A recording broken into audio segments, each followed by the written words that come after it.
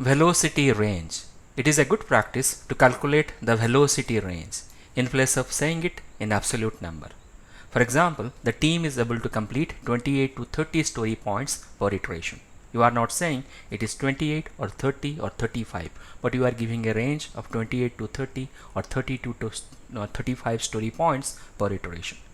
With this, you are conveying uncertainty, because in estimation nothing is absolutely certain, because the name itself is estimation. When you say estimation, it means it is uncertain.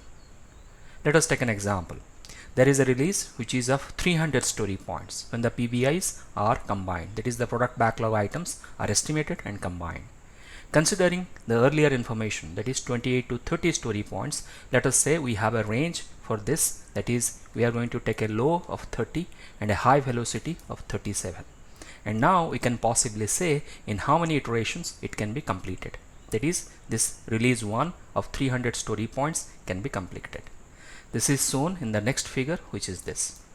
So we have in this figure we have a number of product backlog items. Each of these is a product backlog item.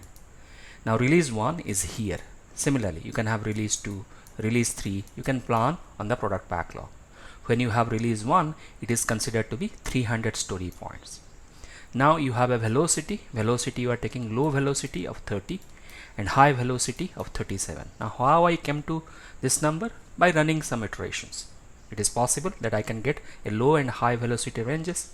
Now with a low velocity of 30, it is going to take 10 iterations. That is 300 by 30 will give us 10 iterations.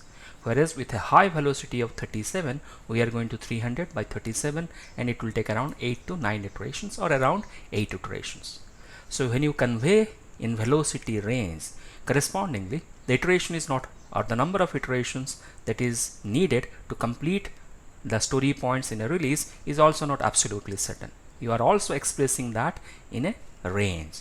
That way you are actually communicating uncertainties, and the people who are getting these reports, they will also understand that it is not absolute, but this is the possible range. And this is a good practice when you communicate velocity in ranges.